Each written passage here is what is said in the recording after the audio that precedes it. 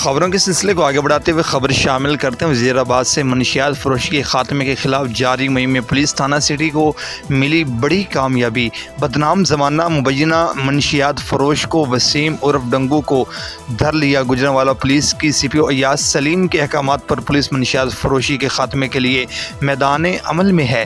تھانہ سٹی وزیر آباد پولیس ٹیم سب انسپکٹر سمیع اللہ اور ساتھیوں نے ایس ایچ او فداد چیمہ کی نگرانی میں کامیاب کارروائی کرتے ہوئے گلی شیشہ والی وزیر آباد سے مبینہ ملزم وسیم علی عرف ڈنگو ولد عنایت اللہ بٹ کو گرفتار کر کے ملزم کے قبضہ سے 1400 گرام چرس برآمد کر لی۔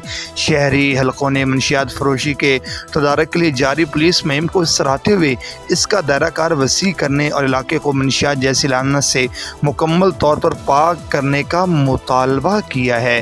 رپورٹ کر رہے ہیں ہمارے نمائندہ وزیر آباد سے بلاول بٹ۔